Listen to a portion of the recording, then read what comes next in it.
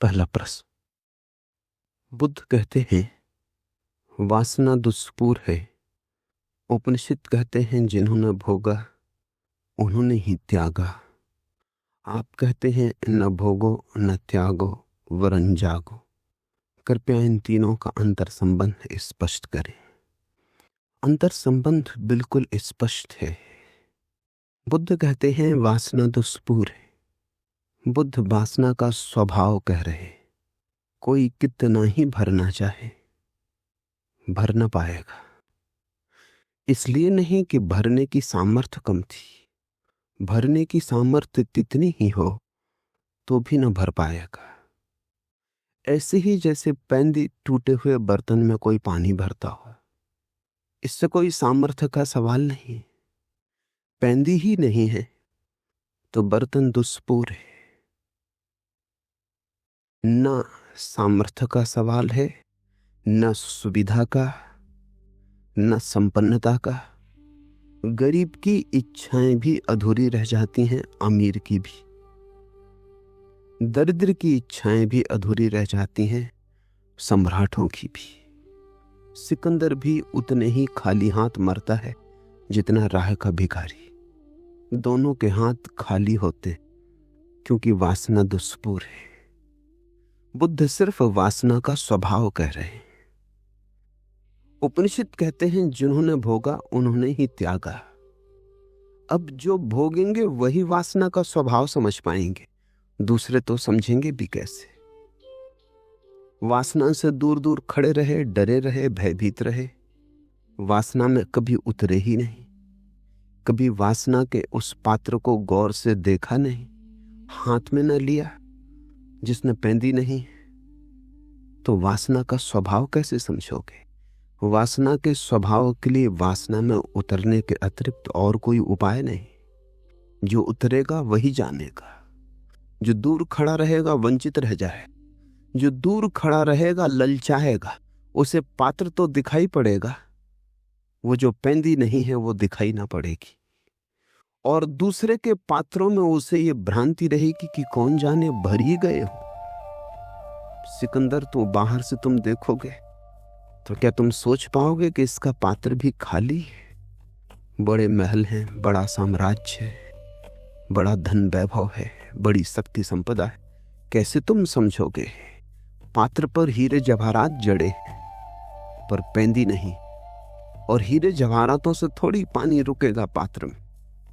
गरीब का पात्र टूटा फूटा है, 2 कौड़ी का है, एल्युमिनियम का है। सिकंदर का पात्र स्वर्ण का है, हीरे जवाहरात जड़े, पर दोनों का स्वभाव एक सा है। दोनों में पैंदी नहीं। दूर से तो पात्र दिखाई पड़ेगा, पास से ही देखना पड़ेगा, निरीक्षण भर आंख करना पड़ेगा, उतरना पड़ेगा, जीना पड़ेगा। इसलिए उपनिषद कहते हैं तेन त्यक्तेन बुंदीता।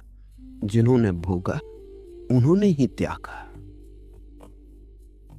बुद्ध कहते हैं वासना का स्वभाव, उपनिषद कहते हैं वासना को भोगने का परिणाम।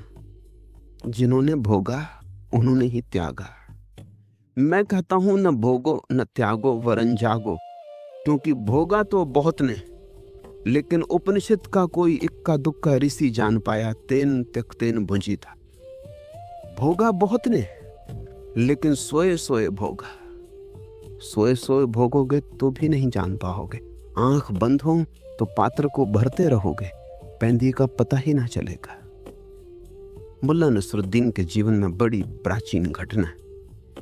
एक युवक उसके पास आया और उस युवक ने कहा बड़े दूर से आया हूं, सुन के खबर, सुगंध की चर्चा सुन के आया हूं। बहुत गुरुओं के पास रहा, कुछ पा न सका। हताश होने के करीब था कि किसी ने तुम्हारी खबर दी और पक्का भरोसा लेके आया हूं कि अब हाथ खाली ना जाएंगे। मुल्ला नसरुद्दीन ने कहा उस संबंध में पीछे बात कर लेंगे। श्रद्धा है, क्योंकि श्रद्धा हो तो ही तुम सत्य को संभाल सकोगे। मेरे पास सत्य है पर तुम्हारे पास श्रद्धा है। उस खोजी ने कहा परिपूर्ण श्रद्धा लेके आया हूं, जो कहेंगे स्वीकार करूंगा। नसरुद्दीन ने कहा अभी तो मैं कुएं पर पानी भरने जाता हूं, मेरे पीछे आओ। और एक ही बात की श्रद्धा रखना कि मैं जो भी करूं शांति से निरीक्षण करना, प्रश्न मत उठाना, इतना होश रखना। उस युवा ने कहा, ये भी कोई परीक्षा हुई? गया पीछे पीछे, ये कौन सी कठिनाई थी इसमें? नसरुद्दीन ने एक पात्र रखा घाट पर कुएं के। युवक थोड़ा हैरान हुआ क्योंकि उसमें पेंदी न थी। नसरुद्दीन ने दूसरा पात्र कुएं में डाला, पानी भरा और पेंदी शून्य पात्र में उंडेला। युवक ने कहा, यह आदमी पागल है।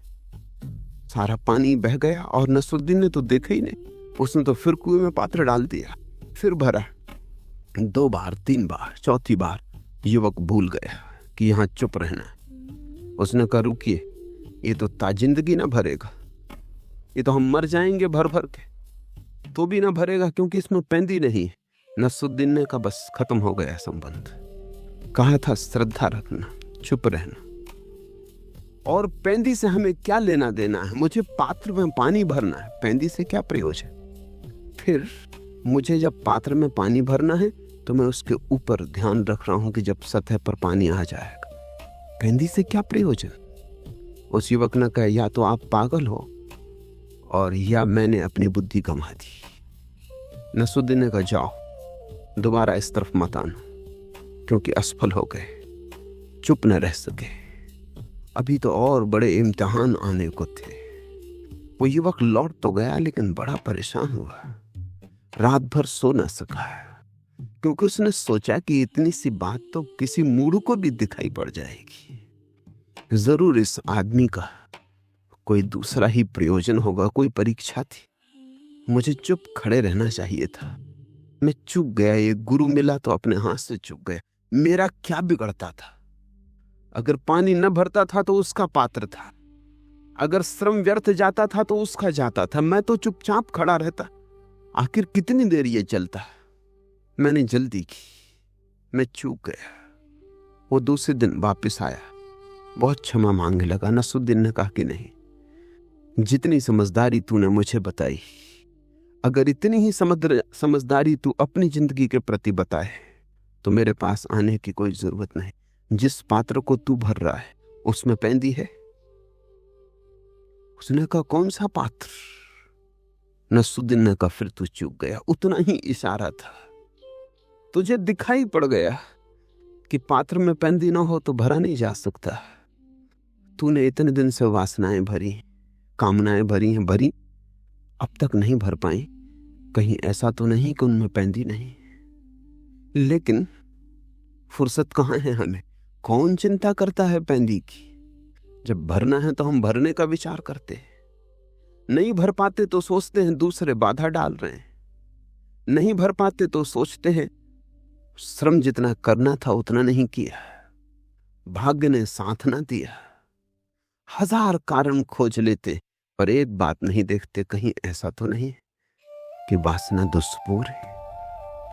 तो मैं कहता हूं, न भोगो न त्यागो, जागो।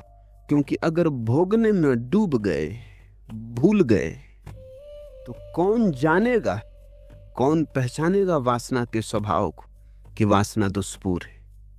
तुम भोगने में खो सकते हो बड़ी आसानी से, और फिर घबरा के भाग भी सकते हो।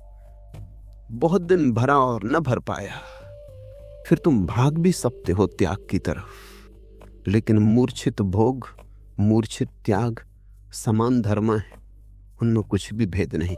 मंदिर में बैठो कि मकान में, दुकान में बैठो कि हिमालय पर, कुछ अंतर नहीं है। अगर तुम मूर्छित हो तो तुम वही हो। अंतर तो केवल एक है, क्रांति तो केवल एक है, मूर्छा से जागरण की। इसलिए बुद्ध कहते हैं वासना का स्वभाव, उपनिषद कहते हैं वासना का अनुभव, और मैं तुम्हें दे रहा हूं सूत्र वासना को अनुभव करने का। ये तीनों जुड़े हैं, इनमें से तुम एक भी चूके तो भूल हो जाएगी। अगर तुमने इन तीन में से एक भी सूत्र को विस्मरण किया तो भटक जाओगे। फिर अगर विस्मरण ही करना हो, 3 सूत्र अगर ज्यादा मालूम पड़ते हो तो मेरे अंतिम सूत्र को ही याद रखना, क्योंकि अगर अंतिम सूत्र याद रहा तो बाकी 2 अपने से याद रह जाएंगे। वासना दुष्पूर है ऐसा बुद्ध कहते हैं, ऐसा तुमने अभी जाना नहीं। भोग अंततः त्याग में ले जाता है, ऐसा उपनिषद कहते हैं। तुम्हें अभी ले नहीं गया। वासना में तुम इतने दिन जिए हो, बुद्ध से थोड़े ज्यादा ही जिए हो। बुद्ध को तो 2500 साल हो गए छुटकारा पाए, तुम 2500 साल ज्यादा अनुभवी हो, फिर भी तुम्हें वासना दुष्पूर्ण न दिखी। उपनिषद को तो लिखे 5000 साल हो गए। जिन्होंने भोगा उन्होंने त्याग दिया, और तुमने इतना भोगा और अभी तक न त्यागा। जरूर कोई चूक हो रही है। जाग कर भोगो, भागने में मत पड़ना। अन्यथा मैं देखता हूं तुम्हारे त्यागी, तुम्हारे महात्मा तुमसे जरा भी भिन्न नहीं। तुम अगर पैर के बल खड़े हो, वे सिर के बल खड़े, मगर बिल्कुल तुम जैसे हो। उल्टे खड़े होने से कहीं कुछ होता है।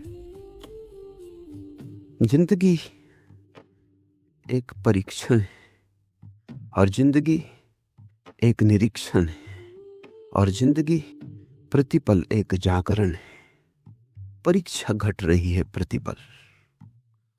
न जागोगे चूकते चले जाओ, और न जागने की आदत बन जाए तो अनंत काल तक चूकते चले जाओगे। और बहुत से रास्ते में स्थान मिलेंगे जहां लगेगा कि मिल गई मंजिल, और बहुत बार विश्राम करने का मन हो जाएगा। लेकिन जब तक परमात्मा ही ना मिल जाए, यह जिसको बुद्ध निर्वाण कहते हैं, वही ना मिल जाए, तब तक रुकना मत। ठहर भले जाना, लेकिन ध्यान रखना कि कहीं घर मत बना लेना। ताब मंजिल, रास्ते में मंजिलें थीं सैकड़ों, हर कदम पर एक मंजिल थी मगर मंजिल न थी। ताब मंजिल, उस सत्य की यात्रा के मार्ग पर ताब मंजिल, रास्ते में मंजिलें थीं सैकड़ों। उस असली मंजिल के मार्ग पर बहुत सी मंजिलें मिलेंगी। रास्ते कभी धन की, कभी पद की, कभी प्रतिष्ठा की, यश की। अहंकार बहुत से खेल रचेगा। हर कदम पर एक मंजिल थी मगर मंजिल ना थी। और हर कदम तो मंजिल मिलेगी, लेकिन मंजिल इतनी सस्ती नहीं है। अगर बहुत होश रखा तो ही तुम इन मंजिलों से बच के मंजिल तक पहुंच पाओगे। कठिन यात्रा है, दूभर मार्ग है, बड़ी चढ़ाई, उतुंग शिखरों पर जाना है, घाटियों में रहने की आदत है। मूर्छित होना जीवन का स्वभाव हो गया है। होश कितना ही साधो, सधता नहीं। बेहोशी इतनी प्राचीन हो गई है कि तुम होश का भी सपना देखने लगते हो बेहोशी में। जिससे कोई रात नींद में सपना देखे कि जाग गया हूं, सपना देखता है कि जाग गया, मगर ये जागना भी सपने में ही देखता है। ऐसे ही बहुत बार तुम्हें लगेगा होश आ गया, लेकिन होश रखना। ताब मंजिल, रास्ते में मंजिलें थीं सैकड़ों, हर कदम पर एक मंजिल थी मगर मंजिल न थी। कैसे पहचानोगे कि मंजिल आ गई? कैसे पहचानोगे कि ये मंजिल मंजिल नहीं? एक कसौटी ख्याल रखना। अगर ऐसा लगे कि जो सामने अनुभव में आ रहा है वो तुमसे अलग है, तो समझना कि अभी असली मंजिल नहीं आई। प्रकाश दिखाई पड़े, अभी मंजिल नहीं आई। कुंडलनी जाग जाए, अभी मंजिल नहीं आई। ये भी अनुभव है, ये भी शरीर के ही अनुभव है, मन के अनुभव है। परमात्मा सामने दिखाई पड़ने लगे, याद रखना मंजिल नहीं आई। क्योंकि परमात्मा तो देखने वाले में छिपा है, कभी दिखाई नहीं पड़ेगा। जो दिखाई पड़ेगा वो तुम्हारा सपना है। इसको तुम सूत्र समझो, जो दिखाई पड़े, अनुभव में आए, वो सपना। जिस दिन कुछ दिखाई ना पड़े, कुछ अनुभव में ना आए, केवल तुम्हारा चैतन्य रह जाए, देखने वाला बचे, दृश्य खो जाए, दृष्टा बचे, दृश्य खो जाए, कुछ दिखाई ना पड़े, बस तुम रह जाओ, ना कुछ तुम्हारे चारों तरफ। इसको बुद्ध ने निर्वाण कहा है। शुद्ध चैतन्य रह जाए, दर्पण रह जाए, प्रतिबिंब कोई ना बने, तब तुम भोग के बाहर गए। अन्यथा सभी अनुभव भोग हैं। कोई किसी पत्नी को भोग रहा है, कोई कृष्ण बांसुरी बजा रहे हैं, उनके दृश्य को भोग रहा है। सब भोग है, जहां तक दूसरा है वहां तक भोग है। जब तुम बिल्कुल ही अकेले बचो, शुद्धतम कैवल्य रह जाए, होश मात्र बचे। किसका होश ऐसा नहीं, चैतन्य मात्र बस। किसकी चेतना ऐसा नहीं। कुछ जानने को ना हो, कुछ देखने को ना हो, कुछ अनुभव करने को ना हो, उस घड़ी आ गई मंजिल। और ये 3 सूत्र बहुमूल्य हैं। बुद्ध कहते वासना दुष्पूर है, स्वभाव की ओर इंगित करते। उपनिषद कहते जिन्होंने भोगा उन्होंने त्यागा, परिणाम की ओर इंगित करते। मैं कहता हूं न भोगो न त्यागो, जागो। मैं विधि देता हूं कि कैसे तुम जानोगे कि बुद्ध ने जो कहा सही है, कैसे तुम जानोगे कि उपनिषद ने जो कहा सत्य है। तुम जानोगे तभी उपनिषद सच होंगे, तुम जानोगे तभी बुद्ध सच होंगे। तुम्हारे जानने के अतिरिक्त ना तो बुद्ध सच है ना उपनिषद सच है। तुम्हारा बोध ही प्रमाण होगा बुद्ध की सच्चाई का। इसलिए बुद्ध ने कहा है, किसी ने पूछा कि हम कैसे तुम्हारा सम्मान करें, हम कैसे कृतज्ञता ज्ञापन करें, इतना दिया है। बुद्ध ने कहा है, मैंने जो कहा है तुम उसके प्रमाण हो जाओ, मैंने जो कहा है तुम उसके गवाह हो जाओ, बस मेरा सम्मान हो गया। और कुछ धन्यवाद की जरूरत नहीं है। जिस दिन भी तुम बुद्ध के गवाह हो जाओगे, जिस दिन तुम प्रमाण हो जाओगे कि उपनिषद जो कहते हैं सही है, उसी दिन तुमने उपनिषद को जाना, उसी दिन तुमने बुद्ध को पहचाना। फर्क बहुत ज्यादा नहीं है बुद्ध में और तुम में, उपनिषद में और तुम में फर्क बहुत ज्यादा नहीं है। ऐसे बहुत ज्यादा मालूम होता है, ऐसे जरा भी ज्यादा नहीं। फर्क बड़ा थोड़ा है। तुम सोए हो, बुद्ध जागे। तुम आंख बंद किए हो, बुद्ध ने आंखें खोल ली। एक गीत कल मैं पढ़ रहा था,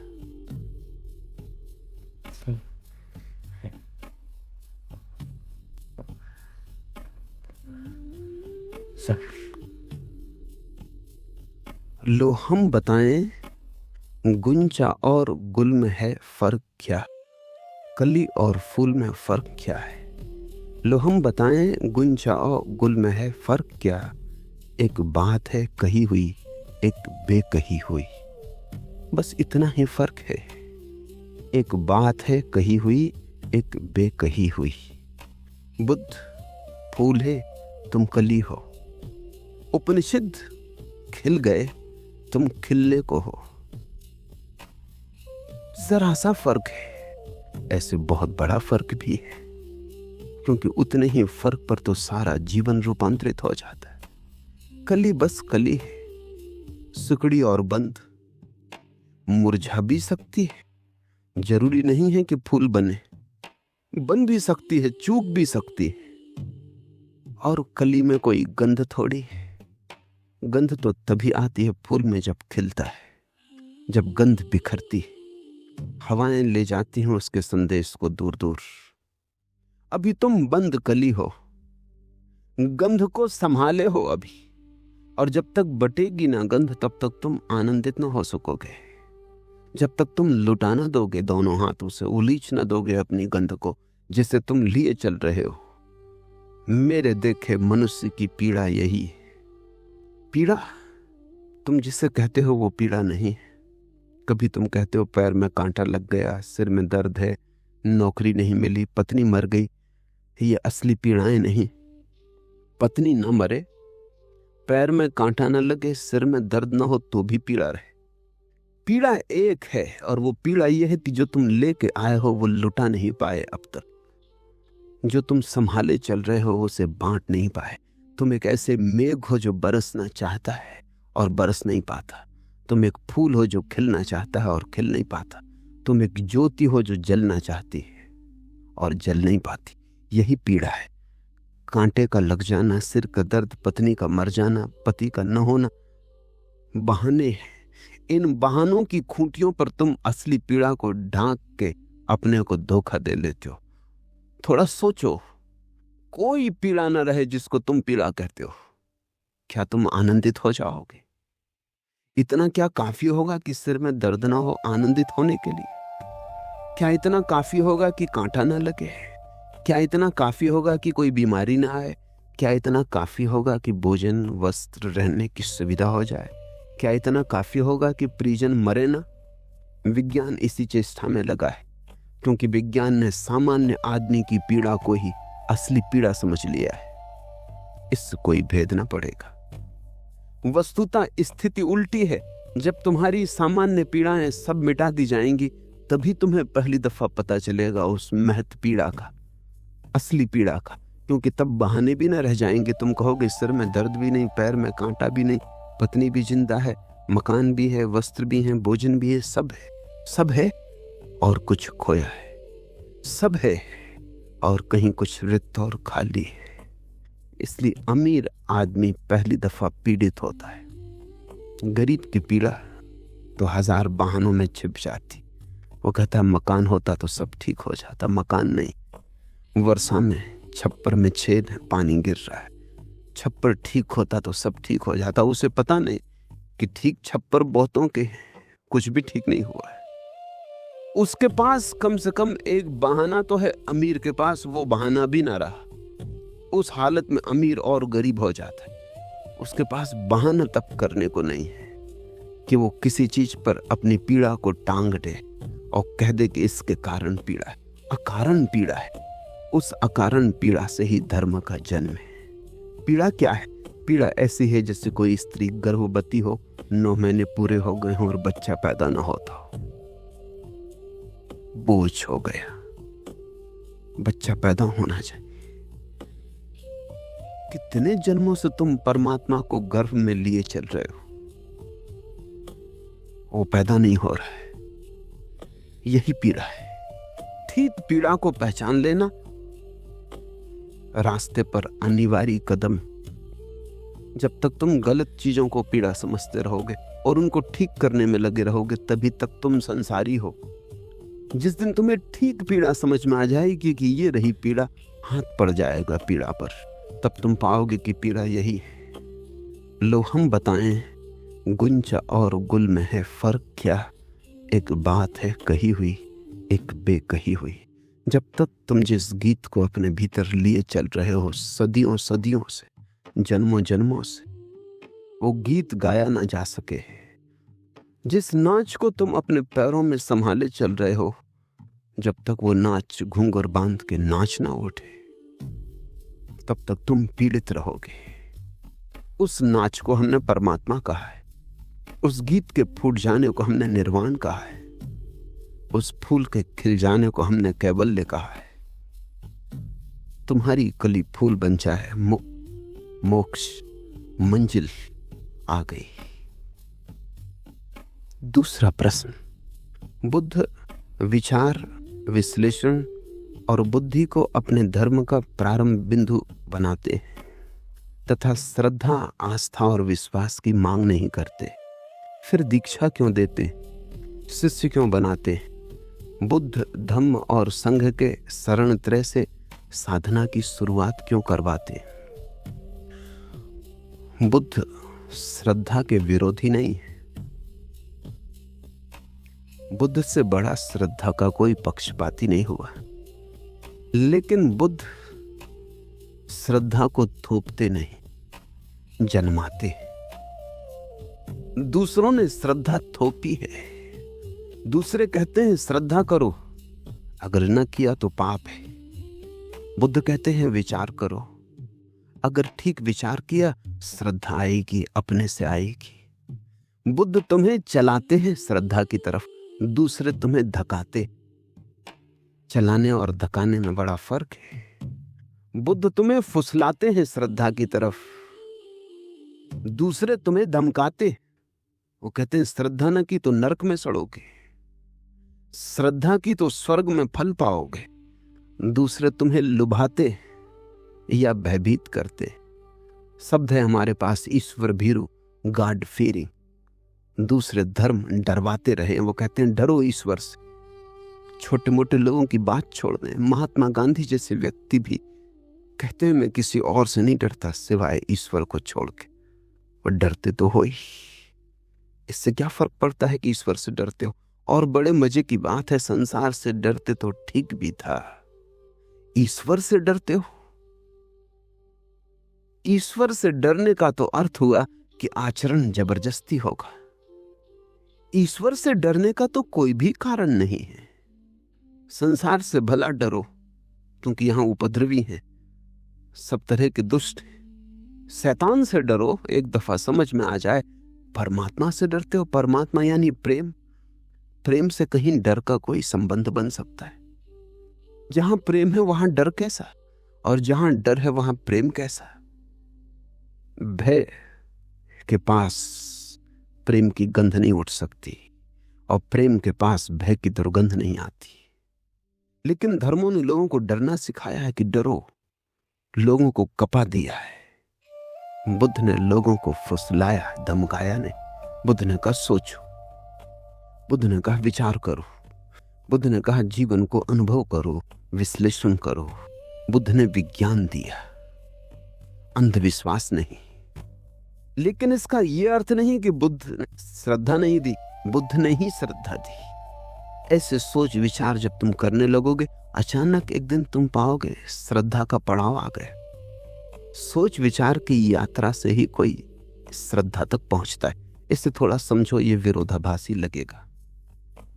बिना सोच विचारे तो कोई कभी श्रद्धा तक नहीं पहुंचता, एक बात। दूसरी बात, सिर्फ सोच विचार से भी कोई कभी श्रद्धा तक नहीं पहुंचता। और तीसरी बात, सोच विचार करते करते घड़ी आती, आदमी सोच विचार के आगे चला जाता है। सोच विचार के पहले श्रद्धा नहीं, सोच विचार के मध्य श्रद्धा नहीं, लेकिन सोच विचार के आगे चला जाता है। कब तक सोचोगे? सोचने की सीमा है, तुम्हारी सीमा नहीं। जल्दी ही तुम पाओगे सोचने का तो अंत आ गया, तुम अब भी हो। सोचना तो पिछड़ने लगा, तुम्हारे पैर आगे बढ़े जाते हैं। बुद्ध वहीं ले जा रहे हैं। बुद्ध कहते हैं घबराओ मत, बुद्धि की तो सीमा है, डरो मत, तुम असीम हो। अगर तुम चले तो जल्दी ही बुद्धि का चुकतारा आ जाएगा, जगह आ जाएगी जहां तख्ती लगी कि यहां बुद्धि समाप्त होती। तो बुद्ध कहते हैं श्रद्धा दो तरह की हो सकती है। एक, बिना विचारे, विचार में गए बिना पहले ही स्वीकार कर ली, वो झूठी है, वो मिथ्या है, उसको ही हम अंधश्रद्धा कहें, वो आंख वाले की नहीं है। और ऐसी श्रद्धा सदा कमजोर रहेगी, और ऐसी श्रद्धा कभी भी तोड़ी जा सकती। कोई भी हिला देगा, कोई भी जीवन का तथ्य मिटा देगा ऐसी श्रद्धा को। दो कौड़ी की है, इसको कोई मूल्य मत देना। और इस श्रद्धा से तुम मुक्त ना होगे, इस श्रद्धा से तुम बंध जाओगे। ये जंजीर की तरह तुम्हें घेर लेगी। जिसको तुमने अपने अनुभव से नहीं पाया, उसे तुम अपनी संपदा मत समझना। ये अविचार की श्रद्धा है।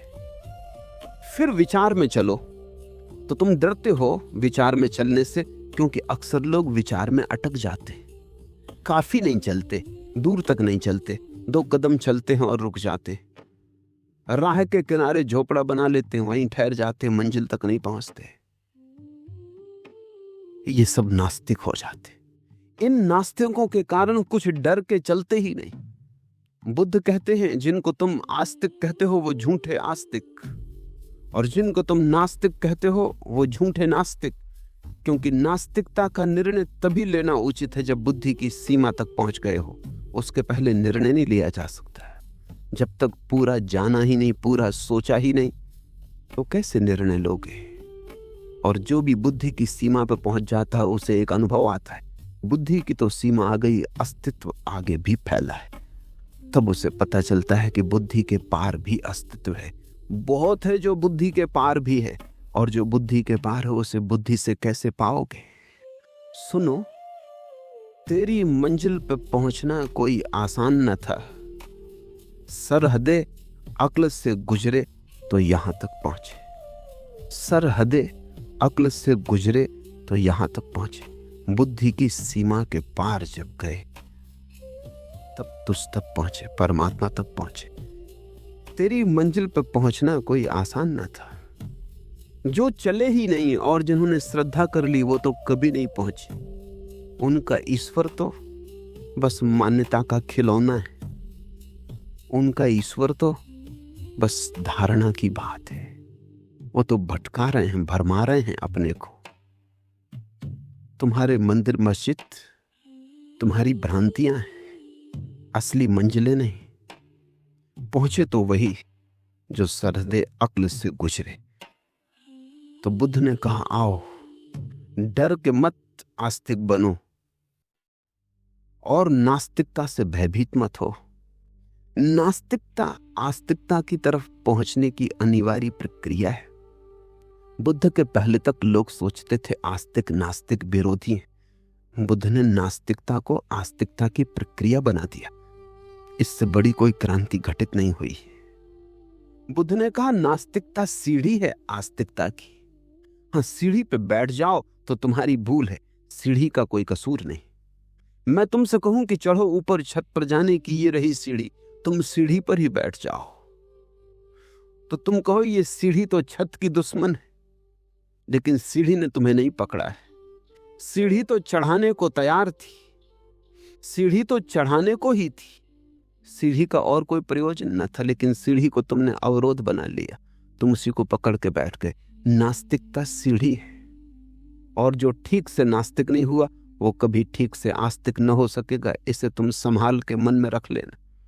मेरे पास तो रोज लोग आते हैं, उनमें जो आदमी नास्तिकता से गुजरा है उसकी शान, और उनमें जो आदमी ने नास्तिकता की पीड़ा झेली है, संदेह को भोगा है, संदेह के कांटों में गुजरा है, इंकार जिसने किया है उसके स्वीकार का मजा और गरिमा, और जिसको न कहने में डर लगता है उसके हां की कितनी कीमत हो सकती। उसकी हां नपुंसक।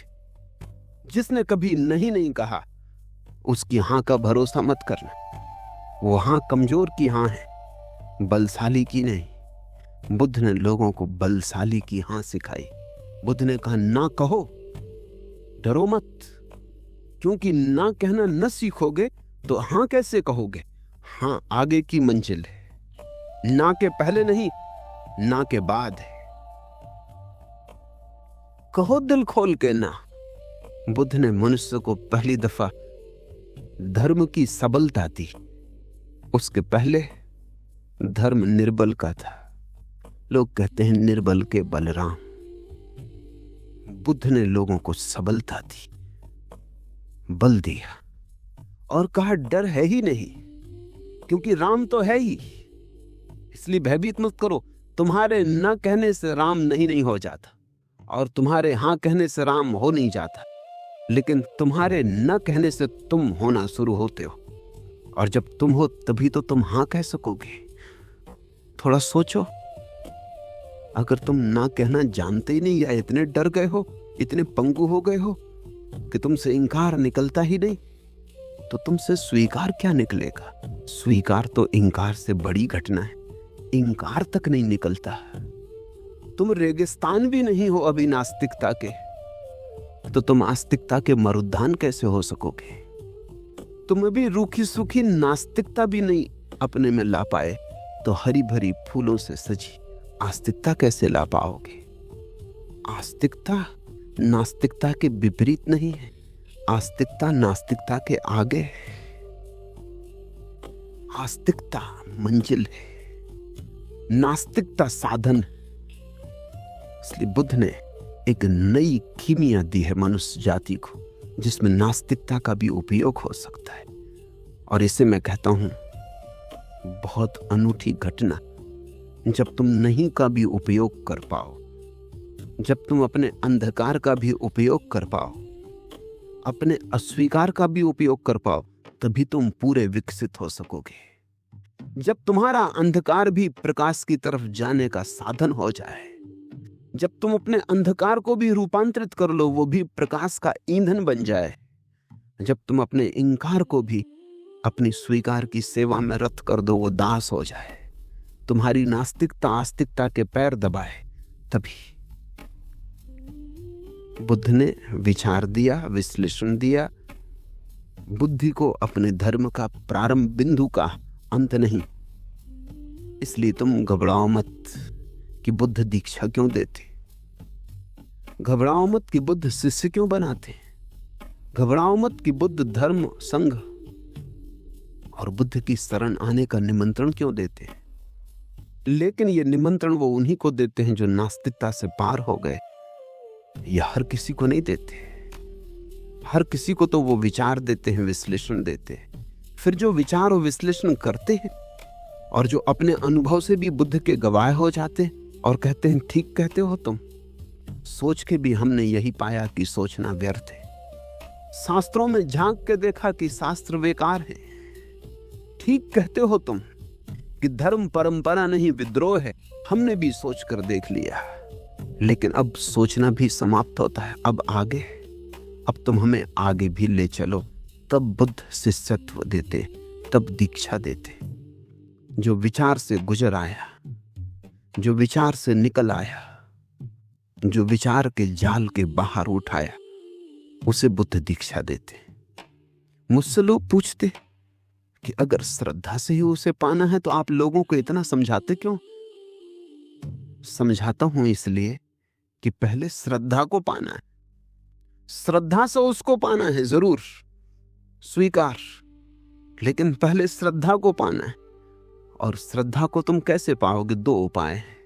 एक तो तुम्हें भयभीत कर दूं कि नरक में, अग्नि में जलोगे, जलते कढ़ाओं में, आग के उबलते कढ़ाओं में डाले जाओगे।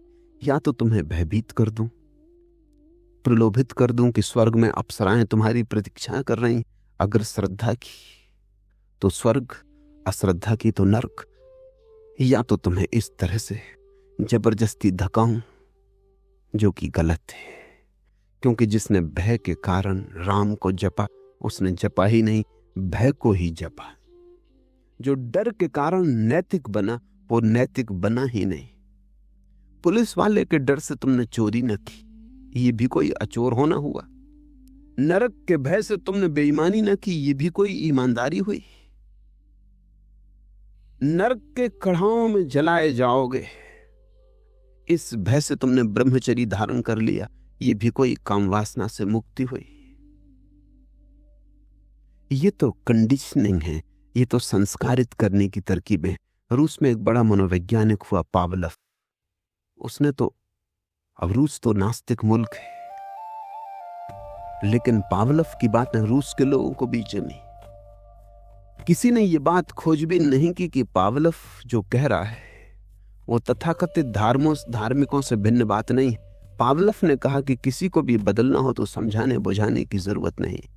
समझो कि एक आदमी सिगरेट पीता है तो इसको समझाने की जरूरत नहीं, और ना सिगरेट के पैकेट पर लिखने की जरूरत है कि सिगरेट पीना हानिकर है। इससे कुछ भी ना होगा,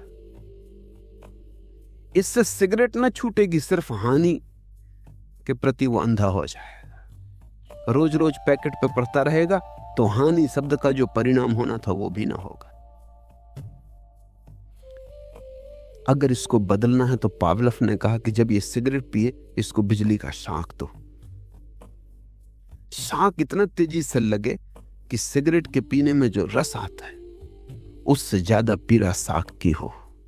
रस कुछ आता भी नहीं, से धुआं बाहर भीतर आने में, लाने ले जाने में रस आ भी कैसे सकता है? भ्रांति है। असली बिजली का शाक भ्रांति को तोड़ देगा। और ऐसा रोज करते रहो 1-2 सप्ताह तक, और तब ये आदमी हाथ में सिगरेट उठाएगा और हाथ कपने लगेगा। क्योंकि जैसे ही सिगरेट की याद आएगी, भीतर याद शाक की भी आएगी। कंडीशनिंग हो गई। अब इसकी सिगरेट हाथ से छूट जाएगी। समझाने की जरूरत नहीं है कि सिगरेट बुरी है। कितने दिन से समझा रहे हैं लोग, कोई नहीं सुनता। लेकिन पावलव ने जो कहा ये बहुत भिन्न नहीं है। यही तो पुराने धर्मगुरु करते रहे। बचपन से ही समझाया जाए कि नरक में कढ़ा जल रहा है, मंदिरों में चित्र लटकाए जाएं, लपटों का विवरण किया जाए, कढ़ाओं में फेंक के जलाए जाओगे, सड़ाए जाओगे, कीड़े मकोड़े छेद करेंगे तुम्हारे शरीर में और भागेंगे, दौड़ लगाएंगे और मरोगे भी नहीं। सामने पानी होगा, कंठ प्यास से भरा होगा, पी ना सकोगे। और अनंत काल नींद यातना झेलनी पड़ेगी। और पाप क्या है तुम्हारे छोटे मोटे की सिगरेट अगर सिगरेट पीने के लिए इतना भारी उपाय है, घबरा जाए आदमी। छोटे बचपन से अगर ये बात मन पर डाली जाए तो स्वभावतः भय पकड़ लेगा। ये सिगरेट ना पिएगा, लेकिन ये कोई चरित्र हुआ? तुमने चरित्र तो इसका नष्ट कर दिया सदा के लिए। चरित्र तो बल पे खड़ा होता है, चरित्र तो समझ पे खड़ा होता है। तुमने भय का जहर भर दिया, तुमने तो इसको मार डाला। अब ये जिएगा कभी भी नहीं। और इसी तरह स्वर्ग का प्रलोभन दिया हुआ है, वहां बड़े सुख। तुम कर रहे हो 2 कौड़ी के काम, लेकिन बड़े सुख की आशा कर रहे हो। एक भिखमंगे को 1 पैसा दे आए, अब तुम हिसाब लगा रहे हो कि स्वर्ग जाओगे कि कहीं धर्मशाला बनवा दी कि कहीं मंदिर बनवा दिया। अब तुम सोच रहे हो कि बस भगवान पे तुमने बहुत एहसान किया, अब तुम स्वर्ग जाने वाले हो। मैंने सुना है कि एक धर्मगुरु स्वर्ग जाने की टिकटें बेचता था। सभी धर्मगुरु बेचते। स्वभावतः कुछ अमीर खरीदते तो प्रथम श्रेणी की देता, कोई गरीब खरीदते 2री श्रेणी की, 3री श्रेणी की थी, और जनता 4थी श्रेणी भी थी। सभी लोगों के लिए इंतजाम स्वर्ग में होना भी चाहिए। तरह तरह के लोग हैं, तरह तरह की सुविधाएं होनी चाहिए। काफी धन उसने इकट्ठा कर लिया था। लोगों को डरा डरा के नरक के भय से लोग खाना ना खाते, पैसा इकट्ठा करते कि टिकट खरीदनी है। यही कर रहे हैं लोग, खाना नहीं खाते। मैं देखता हूं तीर्थ यात्रा को जाते, कपड़ा नहीं पहनते, मंदिर में दान दे आते, खुद भूखों मरते हैं, ब्राह्मण को भोजन कराते। सदियों से डरवाया है ब्राह्मण कि हम ब्रह्म के सगे रिश्तेदार, भाई भतीजावाद, अपना नाता करीब का करवा देंगे तुम्हारा इंतजाम भी। खुद खाओगे कोई पुण्य ना होगा, ब्राह्मण को खिलाओगे पुण्य होगा। लोग भूखों मरते हैं, तीर्थ यात्रा करते हैं, ब्राह्मण को खिलाते हैं, पंडित पुरोहितों को देते। उस धर्मगुरु ने बहुत धन इकट्ठा कर लिया। एक रात एक आदमी उसकी छाती पे चढ़ गया जाके छुरा लेके, और उसने कहा निकाल, सब रखते। उसने गौर से देखा, उसकी ही जात का आदमी था। उसने कहा अरे तुझे पता है नरक में सड़ेगा? उसने कहा छोड़ फिकर, पहली श्रेणी का टिकट पहले ही खरीद लिया, सब निकाल पैसा। तुमसे ही खरीदा है टिकट, वो हम पहले ही खरीद लिए, उसकी तो फिक्र ही छोड़ो। तो अब नरक से तुम हमें न डरवा सकोगे, वो कोई और होंगे जिनको तुम डरवाओ। हम टिकट पहले ले लिए, अब तुम सब पैसा जो तुम्हारे पास इकट्ठा किया तिजोरी में दे दो। लोग यही कर रहे हैं। इसको तुम चरित्र कहते हो? भय पर खड़े, लोभ पर खड़े व्यक्तित्व को तुम चरित्र कहते हो? ये चरित्र का धोखा है। बुद्ध ने यह धोखा नहीं दिया। बुद्ध ने कहा समझ, सोच विचार, चिंतन मनन, और धीरे धीरे तुम्हें उस जगह ले आना है जहां से पार दिखाई पड़ना शुरू होता है, जहां अतिक्रमण होता है, जहां तुम आ जाते हो किनारे अपने सोचने के और देखते हो उसे जो सोचा नहीं जा सकता, जहां रहस्य तुम्हें आच्छादित कर लेता है और विचार अपने से गिर जाते हैं, जहां विराट तुम्हारे करीब आता है और तुम्हारी छोटी खोपड़ी चक्कर खा के ठहर जाती। अवाक। बुद्ध ने कहा श्रद्धा थोपेंगे नहीं, श्रद्धा तक तुम्हारी यात्रा करवाएंगे। इसलिए दीक्षा बुद्ध ने दी और श्रद्धा की बात भी नहीं की। यही तो उनकी कला है। और जितनी दीक्षा उन्होंने दी किसने दी? जितने लोगों को उन्होंने सन्यास के अमृत का स्वाद चखाया किसने चखाया? जितनी श्रद्धा बुद्ध इस पृथ्वी पर उतार कर लाए कभी कोई नहीं ला सका था।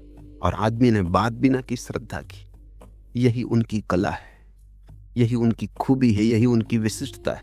दूसरे सिर पीट पीट के मर गए। श्रद्धा करो, विश्वास करो, और कूड़ा करकट दे गए लोगों को। बुद्ध ने व्यर्थ की बातें न की। बुद्ध ने जीवन में जो भी था सभी का सीढ़ी की तरह उपयोग कर लिया। तर्क है तो उपयोग करना है, छोड़ के कहां जाओगे? सीढ़ी बना लो। संदेह है, घबराओ मत, इसकी भी सीढ़ी बना लेंगे। डर क्या है, इस पे भी चढ़ जाएंगे।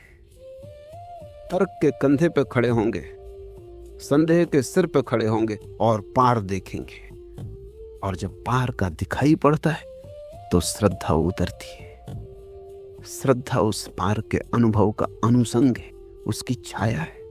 जैसे गाड़ी के बैलों के पीछे चाक चले आते हैं, जिससे तुम भागते हो, तुम्हारे पीछे तुम्हारी छाया भागती चली आती। जिसको दिखाई पड़ गया विराट, एक झलक भी मिल गई उसकी, जरा सी देर को हटे बादल और सूरज दिखाई पड़ गया। एक झलक ही सही, अंधेरी रात में चमकी बिजली, एक झलक दिखाई पड़ गई कि राह है, और दूर खड़े मंजिल के कलश झलक गए। बस श्रद्धा उत्पन्न हुई। इस श्रद्धा की महिमा, और इस श्रद्धा को तुम अपनी श्रद्धा मत समझना। इस श्रद्धा को तुम अपनी कमजोर नपुंसक धारणाएं मत समझना। ये श्रद्धा अर्जित करनी होती है। बुद्ध ने कहा, कोई व्यक्ति पैदा होते से श्रद्धा लेके नहीं आता, संदेह ही लेके आता है। हर बच्चा संदेह लेके आता है। इसलिए तो बच्चे इतने प्रश्न पूछते हैं जितने बूढ़े भी नहीं पूछते। बच्चा हर चीज से प्रश्न बना लेता है, स्वाभाविक है, पूछना ही पड़ेगा, क्योंकि पूछ के ही तो वहां पहुंचेंगे जहां अनुभव होगा। और सब पूछना गिर जाता, सब जिज्ञासा गिर जाती। मुझसे लोग कहते हैं, आप क्यों इतना समझाते हैं जब श्रद्धा से पहुंचना है? समझाता हूं ताकि श्रद्धा तक पहुंचना हो जाए, फिर तो तुम खुद ही चल लोगे। श्रद्धा काफी है, फिर मेरी जरूरत ना होगी। श्रद्धा तक तुम्हें फुसला के ले आऊं, फिर तो मार्ग सुगम है, फिर तो तुम खुद ही चल लोगे, फिर तो तुम्हारी श्रद्धा ही खींच लेगी, फिर तो श्रद्धा का चुंबक काफी। तीसरा प्रश्न, बुद्ध सब गुरुओं से हताश ही हुए, क्या उन्हें कोई सिद्ध सद्गुरु न मिला? सिद्ध सद्गुरु इतने आसान नहीं, रोज रोज नहीं होते, जगह जगह नहीं मिलते, हजारों वर्ष बीत जाते, तब कभी कोई एक सिद्ध सद्गुरु होता है। तो ये सवाल तुम्हारे मन में इसलिए उठता है कि तुम सोचते हो सिद्ध सद्गुरु तो गांव गांव बैठे हुए। सद्गुरु बन के बैठ जाना एक बात है, बाजार में दुकान खोल के बैठ जाना एक बात है, और ये मामला कुछ ऐसा है परमात्मा का, अदृश्य का मामला है, इसलिए पकड़ना भी बहुत मुश्किल है। मैंने सुना है कि अमेरिका में एक दुकान पर अदृश्य हेयर पिन बिकते थे। अदृश्य, तो स्त्रियां तो ऐसी चीजों में बड़ी उत्सुक होती। अदृश्य हेयर पिन दिखाई भी ना पड़े और बालों में लगा भी रहे, बड़ी भीड़ लगती थी। क्यों लगता था? एक दिन एक औरत पहुंची, उसने डब्बा खोल के देखा, उसमें कुछ था नहीं, क्योंकि अदृश्य तो दिखाई पड़ती नहीं। उसने कहा कि इसमें है भी? उसने कहा ये तो अदृश्य हेयर पिन है, ये दिखाई थोड़ी पड़ती। थोड़ा संदेह उसे उठा। उसने कहा कि अदृश्य, माना कि अदृश्य उनको ही लेने आई हूं, लेकिन पक्का इसमें है और ये किसी को दिखाई भी नहीं पड़ते। उस दुकानदार ने कहा कि तू मान न मान, आज महीने भर से तो स्टॉक में ही नहीं, फिर भी बिक रहे हैं। अब अदृश्य हेयर पिन की कोई स्टॉक में होने की जरूरत थोड़ी, और महीने के पहले भी बिकते रहे, स्टॉक में होने की जरूरत कहां? ये धंधा कुछ अदृश्य का है, इसमें जरा कठिनाई है, क्योंकि तुम पकड़ नहीं सकते कि कौन बेच रहा है कौन नहीं बेच रहा है, किसके पास है किसके पास नहीं है, बड़ा कठिन है। ये खेल बहुत उलझा हुआ है, और इसलिए इसमें आसानी से गुरु बन के बैठ जाना जरा भी अड़चन नहीं। कोई और तरह की दुकान खोलो तो सामान बेचना पड़ता है, कोई और तरह का धंधा करो तो पकड़े जाने की कोई ना कोई सुविधा है, कहीं ना कहीं से कोई ना कोई झंझट आ जाएगी। कितना ही धोखा दो, कितना ही कुशलता से दो, पकड़ जाओगे। लेकिन परमात्मा बेचो, कौन पकड़ेगा? कैसे पकड़ेगा? सदियां बीत जाती हैं बिना स्टॉक के बिकता है। तो तुम इससे परेशान मत हो कि बुद्ध इतने गुरुओं के पास गए और सदगुरु न मिले। ये स्वामी योग चिन्मय का प्रश्न, चिन्मय को यही ख्याल है कि ऐसे सदगुरु हर कहीं बैठे, जहां गए वहीं सदगुरु मिल जाएंगे। बहुत कठिन है, सौभाग्य है कि कभी कोई सदगुरु के पास पहुंच जाए। कैसे पहचानोगे? एक ही उपाय है पहचानने का, और वो ये है कि जो गुरु कहता हो, वो सदगुरु है या नहीं इसकी फिक्र छोड़ो, जो वो कहता हो उसे करना। अगर सदगुरु है तो जो उसने कहा है उसे करने से तुम्हारे भीतर कुछ होना शुरू हो जाए। अगर सदगुरु नहीं है तो उसके भीतर ही नहीं हुआ है, तुम्हारे भीतर कैसे हो जाएगा? लेकिन सदगुरु तो कभी कभी होते, पर सदगुरु की तलाश तो सदा होती, इसलिए झूठों को बैठने का अवसर मिल जाता है। और चूंकि तुम कभी करते ही नहीं कुछ, तुम सिर्फ सुनते हो, इसलिए तुम्हें धोखा दिया जा सकता है। तुम कुछ करोगे तो ही तुम्हें धोखा नहीं दिया जा सकता। मेरी ऐसी समझ है कि चूंकि तुम धोखा देना चाहते हो, इसलिए तुम्हें धोखा दिया जा सकता है। तुम कुछ करना तो चाहते नहीं, तुम चाहते हो कि कोई कृपा से हो जाए किसी की। मेरे पास लोग आते हैं, वो कहते हैं कि जब आपके पास आ गए तो अब क्या ध्यान करना, आपकी कृपा से। वो मुझे को धोखा दे रहे हैं, वो मुझे को तरकीब बता रहे हैं कि अब आपके पास आ गए तो क्या ध्यान करना है, ये और करें। हम तो श्रद्धा करते, इतनी भी श्रद्धा नहीं है कि मैं जो कहूं वो करे, और श्रद्धा करते, क्योंकि मुझ पे तुम्हारी श्रद्धा और कैसे प्रकट होगी? जो मैं कहता हूं वो करो। तो तुम करते नहीं हो, इसलिए झूठे गुरु भी चलते जाते। तुम करो तो तुम्हारा करना ही प्रमाण हो जाएगा। उस आदमी को बार बार दिखाई पड़ने लगेगा कि कुछ भी नहीं हो रहा है, किसी को कुछ भी नहीं हो रहा है, और लोग जाने लगे, अपने आप बाजार उजड़ जाएगा। बुद्ध ने यही किया। वो गए तो, लेकिन जिसके पास भी गए, जो भी उसने कहा वही किया। कुछ ने तो ऐसी मूढ़तापूर्ण बातें कही उनसे, वो भी उन्होंने की कि कहने वालों को भी दया आने लगी कि ये हम क्या करवा रहे हैं। किसी ने कहा कि बस एक चावल का दाना रोज, इतनी भोजन लेना। मूढ़तापूर्ण बातें, लेकिन बुद्ध ने वो भी किया। कहते हैं उनकी हड्डियां हड्डियां निकल आई, उनका पेट पीठ से लग गया, चमड़ी ऐसी हो गई कि छुओ तो उखड़ जाए शरीर से। तब उस गुरु को भी दया आने लगी, कितने धोखेबाज रहा हो, ये जरा अति से हो गई। उसने हाथ जोड़े, उसने कहा कि तुम कहीं और जाओ, जो मैं जानता था मैंने बता दिया, इससे ज्यादा मुझे कुछ पता नहीं। ऐसे बुद्ध की निष्ठा ने ही, उनकी अपनी निष्ठा ने ही कसौटी का काम किया।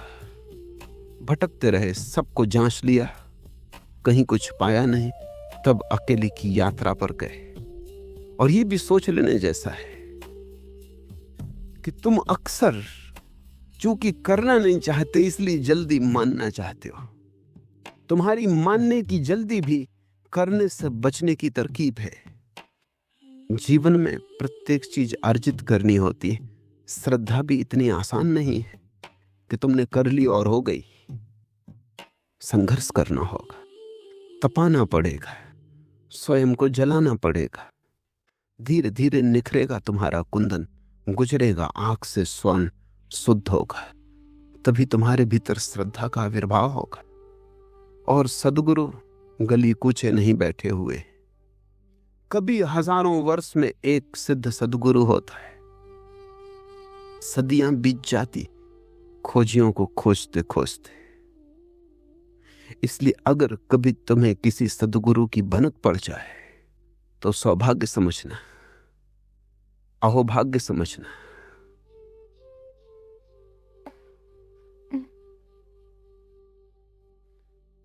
चौथा, पांचवा प्रश्न, भगवान बुद्ध ने अवैर के स्थान पर प्रेम शब्द का व्यवहार क्यों नहीं किया? जानकर। अवैर नकारात्मक है, अहिंसा जैसा।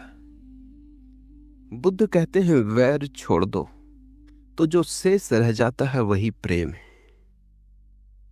बुद्ध प्रेम करने को नहीं कहते, क्योंकि जो प्रेम किया जाता है वो प्रेम नहीं।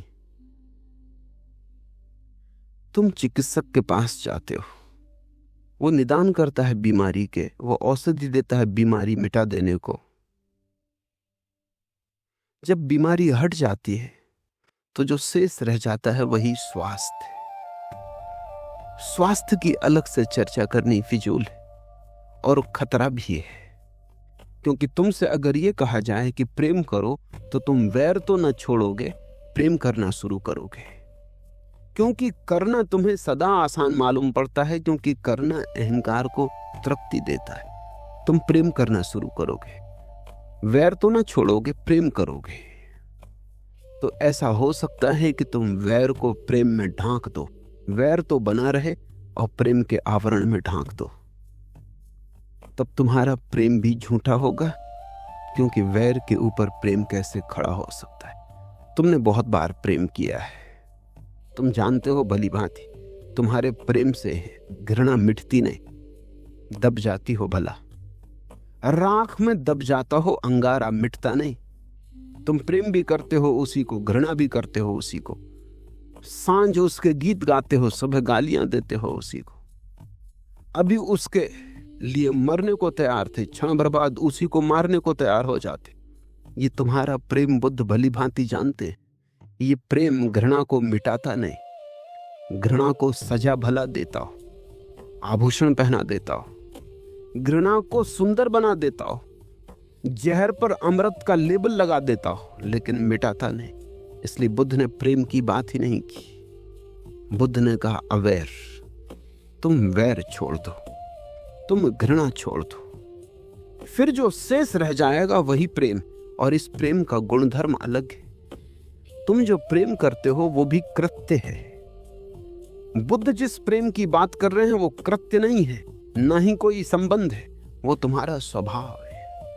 अभी तुम कहते हो मैं तुम्हें प्रेम करता हूं, तुम्हारे हाथ में है, चाहो तो करो, चाहो तो अलग कर लो। कल कह दो कि नहीं करता। लेकिन जिसके जीवन से वैर चला गया वो ऐसा नहीं कह सकता कि मैं तुम्हें प्रेम करता हूं और अलग कर लेता हूं। वो तो ऐसे ही कहेगा मैं प्रेम हूं, तुम चाहे भला करो चाहे बुरा करो, मैं प्रेम हूं। ये प्रेम मेरा स्वभाव है। तुम मुझे मारो तो, तुम मेरी सेवा करो तो, तुम आदर करो अनादर करो, तुम्हारा कृत्य अब अर्थ नहीं रखता। मेरे प्रेम में कोई अंतर ना पड़ेगा। एक आदमी ने बुद्ध के मुंह पर थूक दिया, उन्होंने अपनी चादर से थूक पोंछ लिया और उस आदमी से कहा कुछ और कहना, क्योंकि बुद्ध ने कहा ये भी तेरा कुछ कहना है, वो मैं समझ गया, कुछ और कहना है। आनंद तो बहुत क्रोधित हो गया उनका शिष्य, वो कहने लगा ये सीमा के बाहर बात हो गई। आप पर वो कोई थूक दे और हम बैठे देखते रहे, जान लेने देने का सवाल हो गए। आप आज्ञा दें मैं इस आदमी को ठीक करूं। क्षत्रिय था आनंद, बुद्ध का चचेरा भाई था, योद्धा रह चुका था।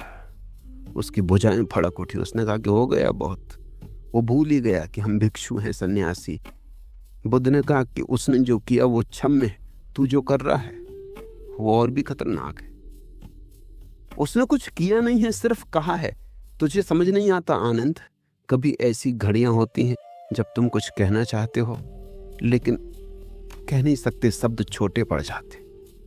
किसी को हम गले लगा लेते हैं, कहना चाहते थे लेकिन इतना ही कहने से कुछ काम न चलता कि मुझे बहुत प्रेम, बहुत साधारण मालूम होता, गले लगा लेते, गले लगा के कहते। इस आदमी को क्रोध था, ये गाली देना चाहता था लेकिन गाली इसको कोई मजबूत न मिली। इसने थूक के कहा, बात समझ में आ गई, हम समझ गए इसने क्या कहा, अब इसमें झगड़े की क्या बात। इससे हम पूछते हैं आगे और क्या कहना। वो आदमी शर्मिंदा हुआ, वो बुद्ध के चरणों पर गिर पड़ा।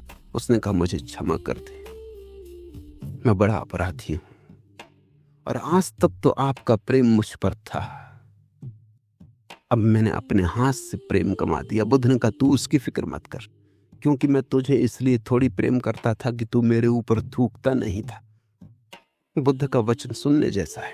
मैं इसलिए थोड़ी तुझे प्रेम करता था कि तू मेरे ऊपर थूकता नहीं था। अगर इसलिए प्रेम करता था तो थूकने से टूट जाए। मैं तुझे प्रेम करता था क्योंकि और कुछ मैं कर ही नहीं सकता हूं, वो मेरा स्वभाव है। तू थूकता है कि नहीं थूकता है, ये तेरी तू जान। तू मेरे प्रेम को लेता है या नहीं लेता है, ये भी तेरी तू जान। लेकिन मुझसे प्रेम वैसे ही है जैसे कि फूल खिलता है और गंध बिखर जाती। अब दुश्मन पास से गुजरता है तो उसके नासापुटों को भी भर देती। वो खुद ही रूमाल लगा ले, बात अलग। मित्र निकलता उसके नासापुटों को भी भर देती। मित्र थोड़ी देर ठहर जाए फूल के पास और उसके आनंद में भागीदार हो जाए, बात अलग। कोई न निकले रास्ते से तो भी गंध गिरती रहती है सूने एकांत में। तो बुद्ध ने कहा मेरा प्रेम स्वभाव है, इसको समझ लो। जिसे तुम प्रेम कहते हो वो स्वभाव नहीं है, वो तुम्हारा कृत्य है, वो तुम्हारी एक चित्त दशा है, स्वभाव नहीं। तो इसलिए जिसे तुम सुबह प्रेम करते हो शाम को उसे घृणा कर सकते हो, कोई अंतर नहीं पड़ता है, क्योंकि चित्त बदल जाता है, मूड बदल जाता है, भाव बदल जाता है। बुद्ध ने नहीं कहा कि प्रेम करो, क्योंकि तुम प्रेम शब्द से गलत समझते। तुम जिसे प्रेम कहते हो वही समझते। बुद्ध ने कहा अवैर, कृपा करो इतना ही वैर मत करो, फिर जो रहेगा वो प्रेम, और उस प्रेम की गंध और उस प्रेम का गीत। और जो भी बुद्ध ने कहा है स्मरण रखना, वो एक गहन अनुभव से कह रहे हैं, ऐसे प्रेम को जान के कह रहे हैं। वो कोई प्रेम के कवि नहीं है, न प्रेम के दार्शनिक। उन्होंने प्रेम का अनुभव किया है, इस नए ढंग के प्रेम को जाना है जो स्वभाव बन जाता है। तुमने जो भी प्रेम के संबंध में जाना है उसमें से जानना तो बहुत कम है, या तो कवियों ने तुमसे कुछ कह दिया है, उसे तुम दोहरा रहे हो। क्योंकि फ्रायड ने अपने एक पत्र में एक मित्र को लिखा है कि अगर दुनिया में कवि ना होते तो शायद प्रेम को कोई जानता ही नहीं। बात समझ में आती, कवि गाते रहे प्रेम की बात। हालांकि कवियों को भी कोई प्रेम बहुत पता होता है ऐसा नहीं, अक्सर तो बात उल्टी। जिनके जीवन में प्रेम नहीं होता वो प्रेम की कविता करके अपने मन को बहलाते। जिसके जीवन में प्रेम है वो कविता किस लिए करे, उसका जीवन ही कविता होता है। लेकिन जिनके जीवन में प्रेम नहीं होता वो बैठ के प्रेम की कविता कर करके अपने मन को बहलाते। जो प्रेम वो प्रकट नहीं कर पाए किसी और तरह से, उसे कविता न उंडेलते। अक्सर प्रेम की 100 में से 99 कविताएं उन लोगों ने लिखी हैं जिन्हें प्रेम का कोई अनुभव नहीं। ये बड़ी कठिन बात है। अक्सर बहादुरी की बातें वही लोग करते हैं जो कायर। वो अक्सर बहादुरी के किस्से गढ़ के बताते रहते। बहादुर को क्या बहादुरी की बात करनी, बहादुरी काफी है। बुद्ध ने जो कहा है वो किसी कवि की बात नहीं है, ना किसी शास्त्रकार की बात है। उन्होंने प्रेम जाना, और उन्होंने प्रेम एक ही तरह से जाना, और एक ही तरह से जाना है किसी ने जब भी जाना। उन्होंने वैर छोड़ के जाना। तुम जिससे प्रेम कहते हो उसे वो भी जानते थे। उनकी पत्नी थी, बच्चा था, माँ थी, पिता थे, सब थे। उनको उन्होंने खूब प्रेम किया था, और एक दिन पाया कि उस प्रेम में कुछ भी नहीं, वो केवल मन का सपना है। उस प्रेम की व्यर्थता को देखकर वो हट आए। उन्होंने फिर नए ढंग का प्रेम खोजना चाहा। उस प्रेम में तो घृणा दबी थी, मिटी ना थी। उन्होंने एक ऐसा प्रेम जानना चाहा जो इतना शुद्ध हो कि घृणा उसे विकृत ना करे, जिसमें घृणा का एक बूंद भी ना हो। और मजा ऐसा है कि दूध की भरी प्याली में जहर की एक बूंद काफी है उसे नष्ट करने को। यद्यपि जहर की भरी प्याली में दूध की एक बूंद उसे शुद्ध न करेगी। विकृत बड़ा समर्थ है, अशुद्ध बड़ा समर्थ है, शुद्ध बड़ा कोमल है, नाजुक है। फूल की तरफ एक पत्थर मार दो तो फूल बिखर जाता है, और 1000 फूल पत्थर को मारो तो भी कुछ नहीं होता। बुद्ध खोज में निकले उस प्रेम की जो अविकृत है, अनकरप्टेड, कुंवारा है। और उस प्रेम को उन्होंने इस ढंग से पाया कि उन्होंने वैर छोड़ा। वैर रहते तुम प्रेम को साधोगे, तुम्हारा वैर उस प्रेम को विकृत कर देगा, जहरीला कर देगा। पहले वैर को हटा दो। और मजा यह है कि वैर के हटाते ही प्रेम साधना नहीं पड़ता। तुम अचानक पाते हो कि अरे, ये वैर के कारण ही प्रेम दिखाई नहीं पड़ता था, ये तो सतत बह रहा है भीतर, ये तो स्वभाव है, प्रेम आत्मा है। लेकिन किताबों से सावधान होना जरूरी। किताबों से पढ़ पढ़ के मत प्रेम को समझने की कोशिश करना। मैंने सुना है एक पियक्कड़ को एक धर्मगुरु समझा रहा था कि देख, बंद कर ये पीना, नहीं तो परमात्मा से चूक जाएगा। तो उस पियक्कड़ ने कहा कि हमने तो पी पी के और बेहोश हो के ही उसे पहचाना है, तो परीक्षा हो जाए। उसने कहा, किधर से बर्क चमकती है देखें ए वाइज, मैं अपना जाम उठाता हूं, तू किताब उठा। और बिजली किस तरफ चमकती है देखेंगे, तू अपनी किताब उठा। मैं अपना जाम उठाता हूं, तू किताब उठा।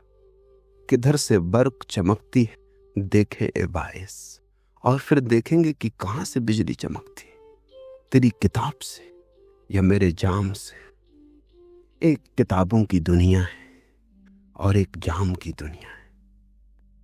एक पीने वालों की दुनिया है जिन्होंने जाना स्वाद, और एक केवल शब्दों के गुणतारा बिथालने वालों की दुनिया है। इसमें थोड़ा ख्याल रखना। जिन्होंने जाना है उन्होंने कहा अवेयर, और जिन्होंने नहीं जाना उन्होंने कहा प्रेम।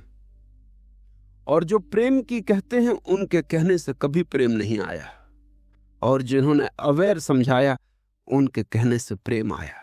ये विरोधाभास है। मैं अपना जाम उठाता हूं, तू अपनी किताब उठा।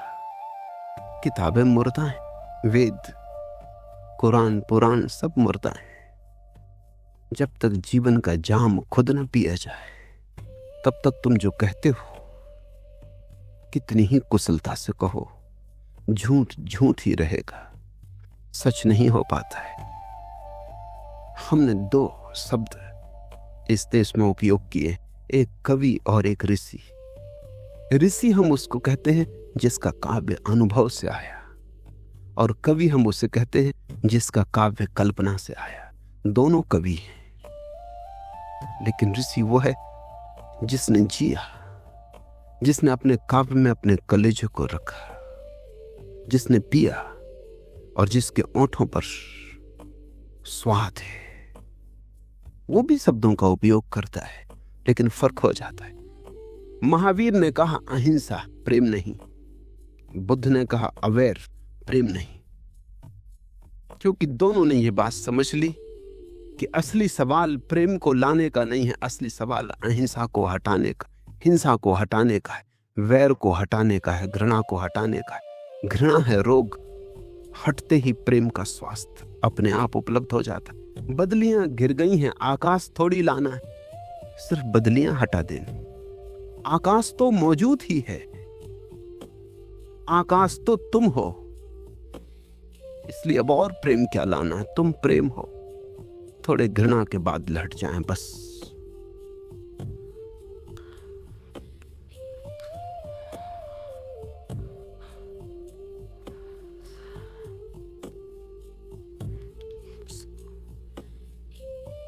थोड़े से छोटे छोटे प्रश्न।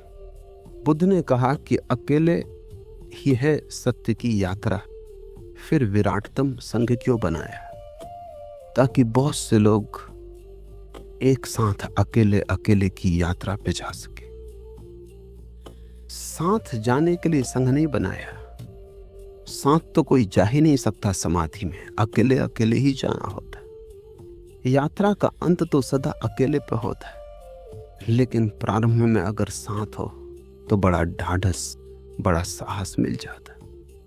तुम अकेले ध्यान करो तो भरोसा नहीं आता कि कुछ होगा, तुम्हें अपने पे भरोसा खो गया है। तुम 1000 आदमियों के साथ ध्यान करो, तुम्हें अपने पे तो भरोसा नहीं है। ये 9,999 लोगों की भीड़ पे तुम्हें भरोसा आ जाता। इनमें से भी प्रत्येक की यही हालत है, इनको अपने पे भरोसा नहीं। हो भी क्या अपने पे भरोसा, जिंदगी भर की कुल कमाई कूड़ा करकट, कुछ अनुभव तो आया नहीं। इनकी आस्था ही खो गई कि हमें और शांति मिल सकती, असंभव। इन्हें अगर आनंद मिल भी जाए तो ये सोचेंगे कि ये कोई कल्पना हुई या किसी ने कोई जादू कर दिया, मुझे और आनंद नहीं, ये हो नहीं सकता। सभी की यही हालत है, लेकिन 10,000 लोग जब साथ खड़े होते हैं तो 9,999 तुम्हें बल देते हैं कि जिस तरफ इतने लोग जा रहे हैं वहां कुछ होगा। ये बल प्राथमिक धक्का बन जाता, इससे गति शुरू हो जाती। एक बार गति शुरू हो गई फिर तो तुम्हें अपने ही अनुभव से भरोसा आने लगता। धीरे धीरे साथ की कोई जरूरत नहीं रह जाती, तुम अकेले हो जाते। अकेले होने के लिए भी साथ की जरूरत है। तुम इतने कमजोर हो गए हो, तुमने इतना अपने स्वभाव को भुला दिया है कि तुम्हें अपने पर ही भरोसा लाने के लिए भीड़ की जरूरत हो जाती। बुद्ध ने संघ बनाया ताकि लोग अकेले की अंतर यात्रा पर एक दूसरे के सहारे प्राथमिक चरण उठा सके। अंतिम चरण तो सदा अकेला है, फिर तो वहां कोई भी नहीं रह जाता। और बुद्ध के हिसाब में तो आखिरी चरण पर तुम भी नहीं रह जाते। अनत्ता, अनात्मा, आत्मा तक खो जाती। दूसरे की तो फिक्र छोड़ें, बुद्ध कहते हैं तुम भी नहीं बचते। कुछ बचता है जिसको शब्द देने का उपाय नहीं, अनिर्वचनीय, शून्य जैसा कुछ। लेकिन न तुम होते न कोई दूसरा होता। पर प्राथमिक चरण पर इसका उपयोग है। मेरा भी अनुभव यही है कि मैंने लोगों को अकेले अकेले भी ध्यान करवा के देखा, गति नहीं होती। लेकिन साथ अगर वो ध्यान करते, एक दफा गति हो जाती, फिर तो वो खुद ही कहते हैं कि अब हम अकेला करना चाहते। साथ से शुरुआत सुगमता से हो जाती।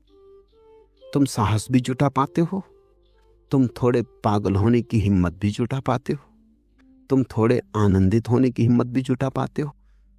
जब 1000 लोग नाचते तो तुम्हारे पैर में भी कोई नाचने लगता है, तब रोके नहीं रुकता। और जब 1000 लोग आह्लादित होते हैं तो उनका आह्लाद संक्रामक हो जाता है।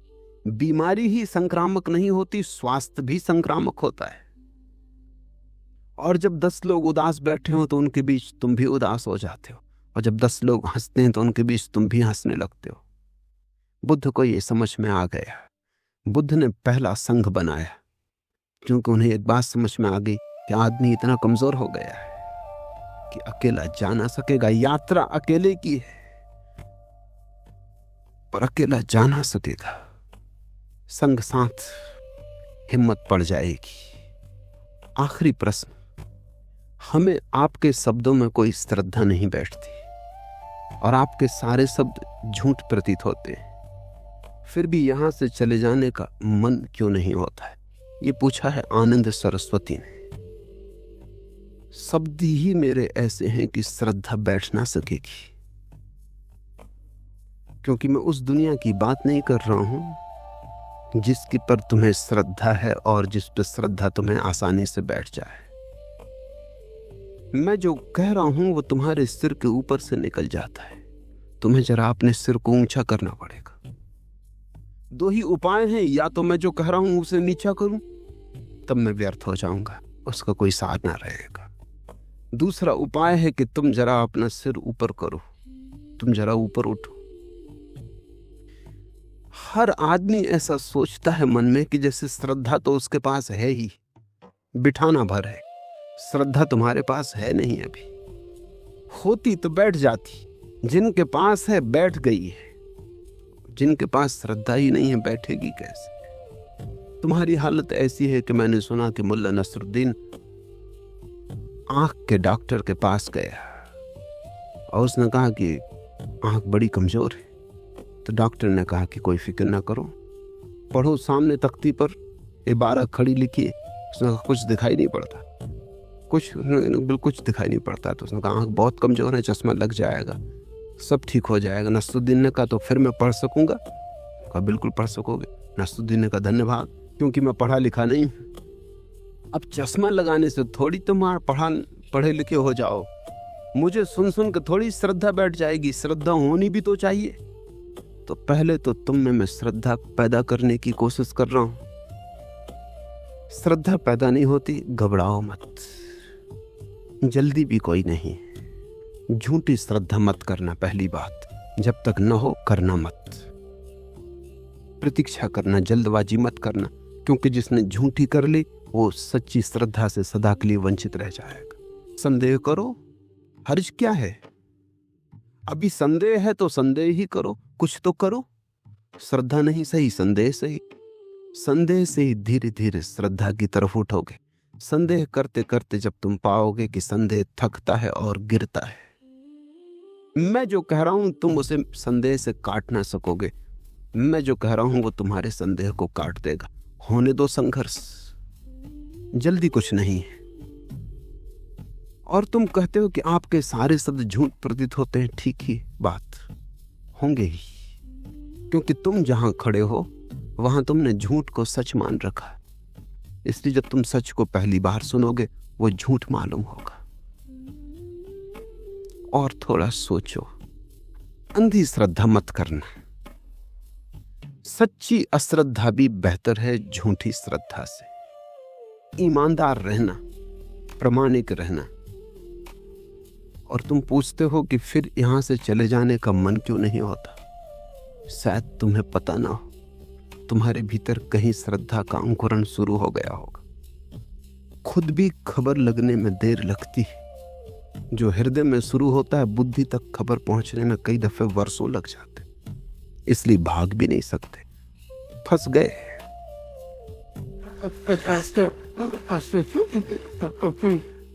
अब जाने का उपाय भी नहीं,